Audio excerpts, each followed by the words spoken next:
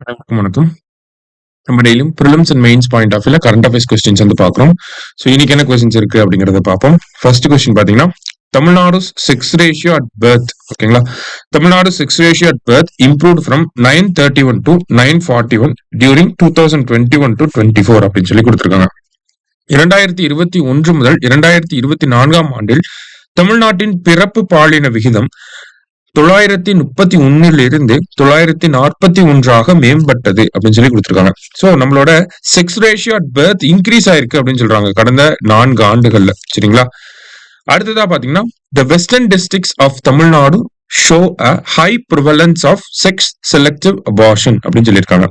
தமிழ்நாட்டின் மேற்கு மாவட்டங்களில் பாலின தேர்ந்தெடுக்கப்பட்ட கருக்கலைப்பு அதிகமாக காணப்படுகிறது அப்படின்னு சொல்லியிருக்காங்க. சரிங்களா, சோ நம்மளோட செக்ஸ் ரேஷியோ அட் பர்த் பொறுத்த வரைக்கும் பார்த்தோம்னா, நமக்கு NFHS 5 டேட்டா படி 878 அப்படிங்கறத அவங்க சொல்லியிருந்தாங்க மத்திய அரசாங்கத்தோட இந்த சர்வேல.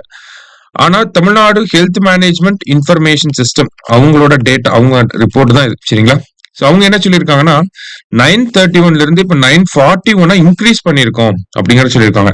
இது ஒரு கிராஜுவல் இம்ப்ரூவ்மெண்ட் தான், ஆனா இது பெஸ்ட் பெர்ஃபார்மன்ஸ் அப்படிங்கிறது கிடையாது. ஓகேங்களா, ஏன்னா செக்ஸ் ரேஷியோ அப்படிங்கிறது 1000க்கு மேல இருந்தாதான் அது பெஸ்ட் பெர்ஃபார்மன்ஸா இருக்கும். சரியா, அடுத்ததா பாத்தீங்கன்னா, எங்க அதிகமா இந்த செக்ஸ் செலக்டிவ் அபார்ஷன், அதாவது செக்ஸ் செலக்டிவ் அபார்ஷன்னா என்னன்னா, இப்ப கருவிலேயே பெண் குழந்தைகளாக இருக்கும் பட்சத்துல சில அபார்ஷன்ஸ் வந்து நடக்குது, இன்னமும் நடந்துட்டு தான் இருக்கு. சரிங்களா, அப்ப இந்த மாதிரியான விஷயங்கள் எங்க அதிகமா தமிழ்நாட்டுல காணப்படுது அப்படின்னு பார்த்தோம்னா, மேற்கு மாவட்டங்கள்ல ஓரளவுக்கு இது காணப்படுது அப்படிங்கறத சொல்லியிருக்காங்க. சோ இந்த மாதிரி செக்ஸ் செலக்டிவ் அபார்ஷனை தடுக்கணும் அப்படிங்கிறதுக்காக தான் pre conception and pre natal diagnostic techniques act அப்படிங்கிறது வந்திருக்கும் 1994ல. சரிங்களா, pre conception and pre natal diagnostic techniques act அப்படின்னு சொல்லி இந்த சட்டத்தின்படி என்னது, கருவுல இருக்கக்கூடிய குழந்தை என்ன பாலினம், என்ன ஜெண்டர் அப்படிங்கறத சொல்லக்கூடாது. சரிங்களா, சோ அந்த சட்டம் இன்னும் சரியான முறையில இம்ப்ளிமெண்ட் ஆகல அப்படிங்கறதையும் இந்த 2வது பாயிண்ட்ல இருந்து நம்மளால புரிஞ்சுக்க முடியுது. சோ இந்த கொஸ்டினை பொறுத்த வரைக்கும் 2 ஸ்டேட்மெண்ட்டுமே கரெக்ட் தான், 2ம் சரி அப்படிங்கறதா சரியான விடை. அடுத்தது, the book Tamil Nadu fiscal management antiquity and continuity was released by அப்படின்னு கேட்டிருக்காங்க.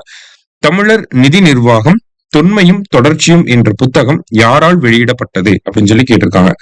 சோ இந்த தமிழ்நாடு பிஸ்கல் மேனேஜ்மெண்ட் அப்படிங்கிற இந்த புக்ல பார்த்தோம்னா, தமிழ்நாட்டோட சங்க காலத்துல இந்த வரி வருவாய் அப்படிங்கிறது எப்படி இருந்துச்சு, சங்க காலம் முதல் பாண்டியர்கள், சோழர்கள், அதன் பிறகு பார்த்தோம்னா பல்லவர்கள், அதன் பிறகு பார்த்தோம் அப்படின்னா நமக்கு யூரோப்பியன் பீப்புள் எப்படி அதை பண்ணாங்க, இந்த மாதிரி ஓவரால் ஒரு ஹிஸ்டரி அப்படிங்கிறது அதுல இருக்கு.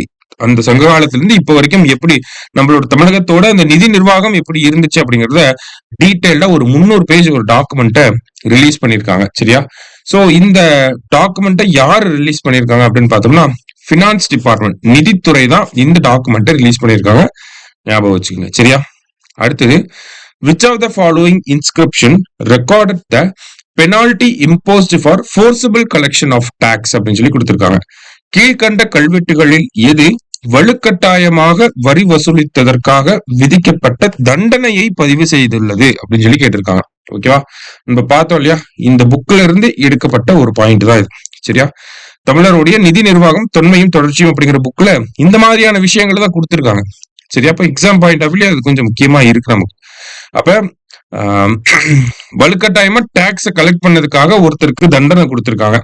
இந்த மாதிரியான செய்திகள் எந்த கல்வெட்டுல இடம்பெற்று இருக்கு அப்படின்னு பார்த்தோம்னா, அதற்கு அந்த புத்தகத்துல சொன்னது மாதிரி பார்த்தோம்னா ஜம்பை இன்ஸ்கிரிப்ஷன், திருக்கோவிலூர் பக்கத்துல இருக்கக்கூடிய ஜம்பை கல்வெட்டுல தான் இந்த மாதிரியான தகவல்கள் இருக்கிறதாக சொல்லியிருக்கிறாங்க. சரியா, அடுத்தது, in Tamil Nadu legislative assembly a resolution must have the support of how many members for taking up for discussion அப்படின்னு சொல்லி கேட்டிருக்காங்க.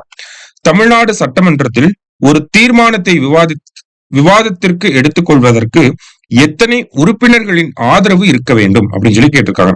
நேத்து பார்த்தோம்னா நம்மளோட ஸ்பீக்கர் அப்பாவு அவர்கள் மேல நோ கான்பிடன்ஸ் மோஷனை எதிர்கட்சிகள் வந்து கொண்டு வந்திருப்பாங்க. ஓகேங்களா, எதிர்கட்சிகள் அந்த சட்டமன்ற விதியின் 68 கீழே ஒரு தீர்மானத்தை, ஒரு ரெசல்யூஷனை வந்து, ஒரு மோஷனை வந்து நம்மளால இன்ட்ரடியூஸ் பண்ண முடியும். ஓகேங்களா, அதே சட்டமன்ற விதிகள் எண் 70 சப்கிளாஸ் 2 என்ன சொல்லுது அப்படின்னா, ஒரு தீர்மானத்தை யார் வேணாலும் கொண்டு வரலாம், ஒரு உறுப்பினர் யார் வேணாலும் கொண்டு வரலாம் எம்எல்ஏக்கள்ல. அந்த தீர்மானத்தை விவாதத்துக்கு எடுத்துக்கணும், வாக்களிப்புக்கு எடுத்துக்கணும் அப்படின்னா அந்த தீர்மானத்துக்கு அட்லீஸ்ட் 35 பேராவது சப்போர்ட் பண்ணிருக்கணும். அதுதான் not less than 35 members.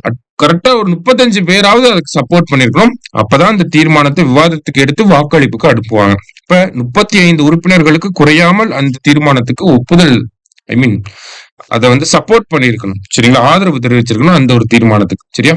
So அப்ப இது எந்த சட்டமன்ற விதியின் 70 சப்கிளாஸ் 2ல வந்து இதை பத்தி பேசியிருக்காங்க. சரியா? அடுத்ததா consider the following statements regarding free trade ஒப்பந்தம் தொடர்பான பின்வரும் கூற்றுகளை கவனியுங்கள் அப்படின்னு சொல்லி கொடுத்திருக்காங்க. சோ இந்த free trade agreement it AIIMS to eliminate trade barriers between the countries. ஓகேங்களா, நாடுகளுக்கு இடையிலான நீக்குவதை இது நோக்கமாக கொண்டுள்ளது. ஃபர்ஸ்ட் ஸ்டேட்மெண்ட் கரெக்ட் தான். சரிங்களா? சோ வர்த்தக தடைகளை கம்மி பண்ணணும் அப்படிங்கறதா இந்த ஃப்ரீ ட்ரேட் அக்ரிமெண்டோட ஒரு இம்பார்ட்டன்ட் அப்ஜெக்டிவ். சரியா? It includes intellectual property rights, government procurement and competition policies அப்படின்னு சொல்லியிருக்காங்க. இதில் அறிவுசார் சொத்துரிமைகள், அரசாங்க கொள்முதல் மற்றும் போட்டி கொள்கைகள் ஆகியவை அடங்கும் அப்படின்னு சொல்லியிருக்காங்க. ஓகேவா? சோ இது எல்லாமே இட் இன்க்ளூட்ஸ்ங்கிறதா இந்த இடத்துல முக்கியமான வார்த்தை. இந்த இடத்துல எக்ஸ்க்ளூடுன்னு கொடுத்திருந்தாங்கன்னா அது தப்பு, ஆனா இன்க்ளூட்ஸ் கொடுத்திருக்காங்க. அப்ப இதுவுமே இன்க்ளூட் ஆகும். ஒரு ஃப்ரீ ட்ரேட் அக்ரிமெண்ட்னா ஓவராலா காம்ப்ரிஹென்சிவா எல்லாத்தையுமே எல்லா செக்டாரையுமே கவர் பண்ணியிருக்கும். சரிங்களா? இப்ப செகண்ட் ஸ்டேட்மெண்ட்டும் நம்ம கரெக்ட் தான். சமீபத்துல நியூசிலாண்டோட பிரதமர் இந்தியாவுக்கு வந்திருக்காரு. சரிங்களா? சோ இந்த நியூசிலாந்து அப்படிங்கிற இந்த நாடோட நம்ம அந்த ஃப்ரீ ட்ரேட் ஒப்பந்தம், ஐ மீன் அக்ரிமெண்ட் அப்படிங்கறத போட போறோம். சோ அதை பேஸ் பண்ணி இந்த கேள்வி வந்திருக்கு. ஃப்ரீ ட்ரேட் அக்ரிமெண்ட்னா என்ன அப்படின்னு சொல்லி. ஸோ போத் கரெக்ட் அப்படிங்கிறது தான் கரெக்ட் ஆன்சர். சரியா? இன்னைக்கு 5 கொஸ்டின்ஸ் பார்த்திருக்கோம். தேங்க்யூ.